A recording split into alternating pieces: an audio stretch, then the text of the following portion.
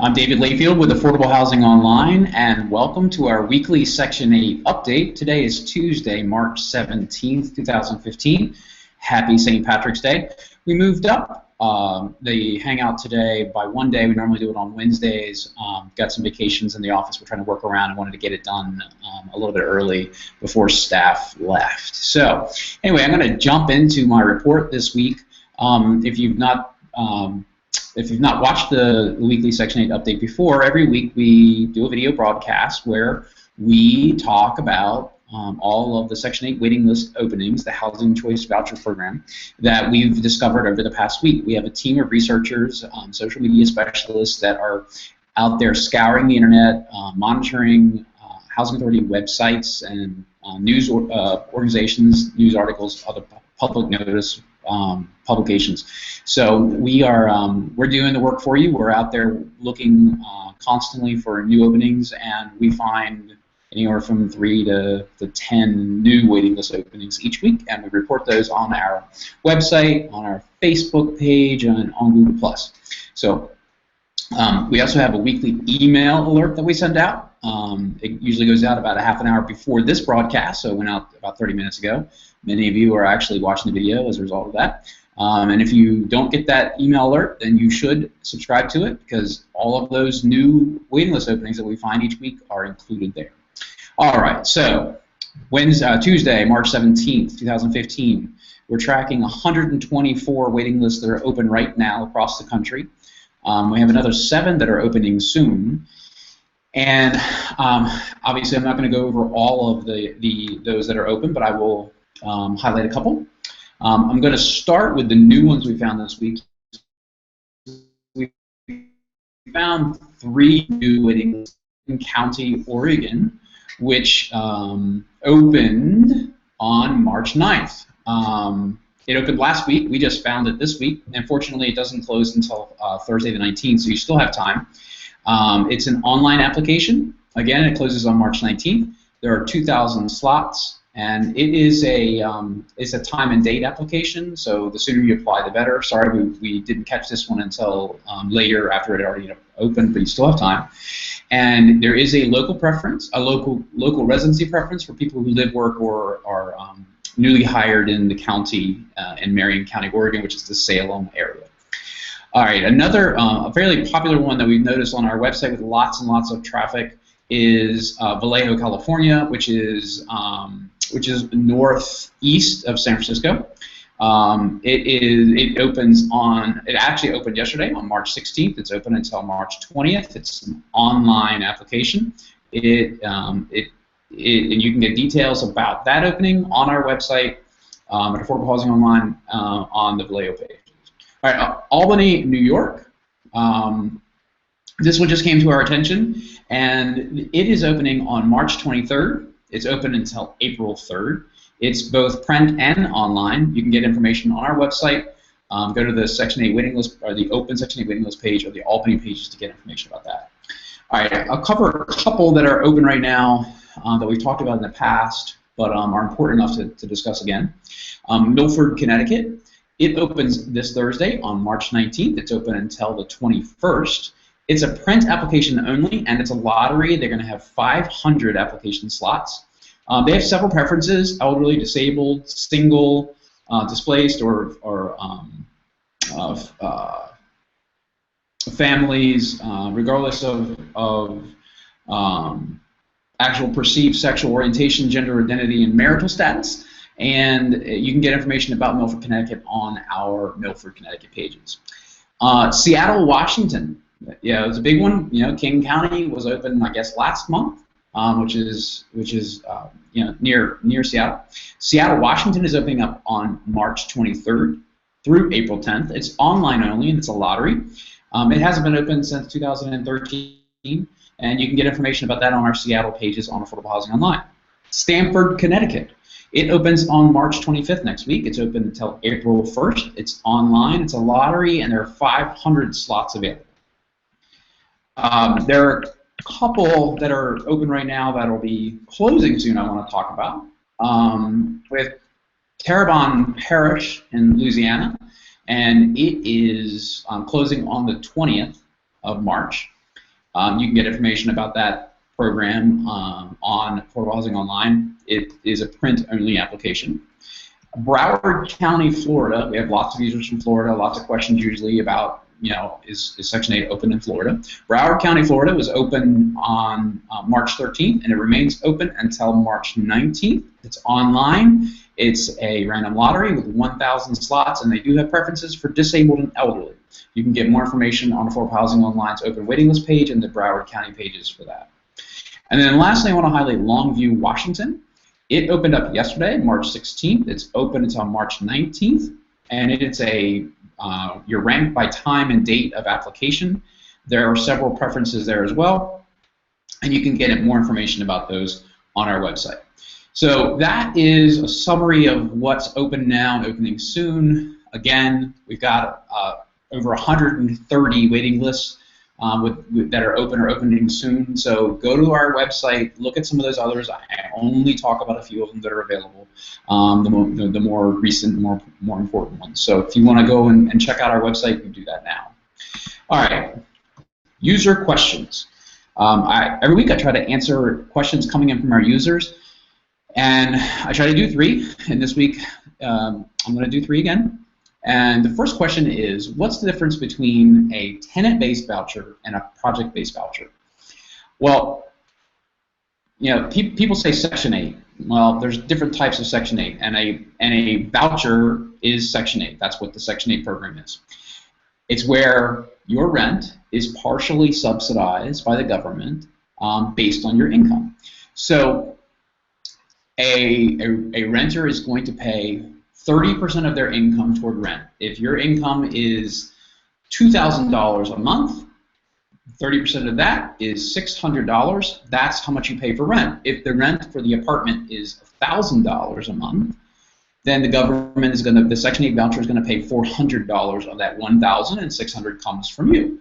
So what's the difference in tenant-based and project-based? Well, the subsidy kind of works the same way. You have the math is the same. However, tenant-based vouchers are vouchers that you, the renter, hold. It's in your name. It's issued to you. So if you go rent an apartment at ABC Apartments down the street, you can take that voucher to them, and the government will pay that portion of the rent above 30% of your rent to that property. If you decide you don't like living there next year and you terminate your lease according to the terms of the lease and you leave on good terms, you can take that voucher to property XYZ, and you can do the same thing with them next year. A project-based voucher is different. It works the same. The math is the same. Your rent's still, your tenant portion is still $600 on $1,000 rent. However, project-based vouchers, that project-based assistance stays with the property. So you don't have to go apply to the Section 8 waiting list, like the waiting list that we cover. You don't go apply to that waiting list. You would go to apply to a specific property that has a project-based certificate, and so that assistance stays with that apartment unit, with that rental. So you move in, you get the benefit of the assistance. But if you decide that you don't like that property next year and you move to property XYZ that doesn't have project-based assistance, then you no longer have that subsidy. That subsidy will then go to the next person who rents that apartment that you just left. So that's the difference between project-based and tenant-based. They end up being, in the end, they're kind of the same thing when you're looking at it from the point of view of the federal budget and basic policy and how the math works, but on the street they're really quite different. Okay, next question. How does a Section 8 waiting list work anyway? I'm number 587 on my Housing Authority's waiting list. How long will I have to wait? Well, the first part of the question, how does a waiting list work anyway? So why do we have waiting lists? The Section 8 program, and in particular the tenant-based housing choice voucher program, is very oversubscribed. That means there's many, many more people that need the assistance than there is money to fund. So what happens? How do you pick who gets the assistance? housing authorities have come up with what they believe is the most fair way to administer this assistance to, let's say, 1/10 of the people that need it. If they only have enough money to help out 1/10 of those that need it, the fairest way to administer it is through something called a Section 8 waiting list. So they take your information, they put you on a waiting list, and then when a voucher becomes available for you and your name comes up on the list, you get the assistance. So how does that work? How do you know when it's going to become available to you? Well, the voucher program and housing authorities have something called a turnover rate. Basically what that means is how many new vouchers do they have available? How many vouchers are freed up each month that they can then issue to new folks? Why does a voucher get freed up? People graduate out of the program all the time. People get married and their income goes up. People get new jobs and their income goes up. There's any number of reasons why someone may actually leave the Section 8 program. So when that happens, their voucher, it doesn't go away. Their voucher then becomes available for the next person on the waiting list. So the way you can figure out how long your wait is, and this is the way housing authorities, if they say that we have a 2 to 3 year wait, this is how they estimate it. You take the number of people on the waiting list, you take the turnover rate for the waiting list, and you divide the turnover rate into the number of people on the list. So if there's 10,000 people on the waiting list, and the housing authority processes 1,000 new vouchers per year, then it's going to take them 10 years to get through that waiting list. So, for example, if you're number 587 on the waiting list, and the housing authority has, say, 1,200 people on the waiting list in front of you, and they process, if you're 587, they have 586 in front of you. But if they process 300 vouchers a year, 300 people a year move out and they issue 300 vouchers per year to people on the waiting list, that means you have 2 years. That's a 2-year wait. Remember, wait times are very, very different all over the country. There may be a small rural area that you wait only 3 months for. Very rare, but it's possible. We've heard about it. And then there's some urban areas like New York City where it could be 15 years that you have to wait. And it's all based upon the turnover rate, how many people leave the program, and how many people are in front of you on the waiting list. All right, and then last question. What does a family do when it receives that call that they reach the top of the waiting list? Well, that's a good news phone call that you get. But there's still a lot to do. There's a lot of things that have to happen in a very short amount of time once you get that call. First of all, you're gonna have to go through a criminal background check to verify that you meet all of the housing authority and federal requirements for criminal background. We've talked about this in the past.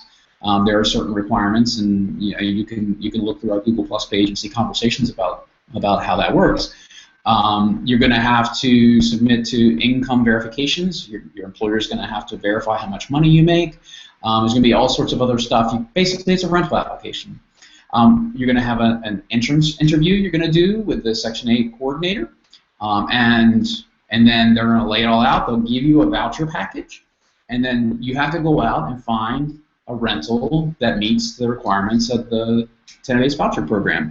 So, for example, you've got to find a landlord that's going to rent to you and comply with the Section 8 rules, one of which would be a physical inspection. They actually have to submit to a physical inspection.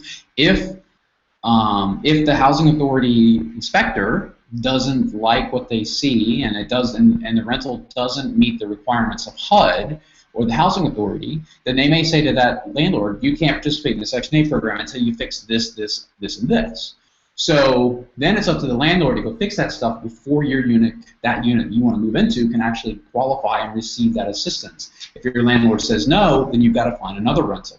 If the landlord wants to negotiate with the housing authority, which I don't think is a good idea because you don't have a lot of time, that eats up time.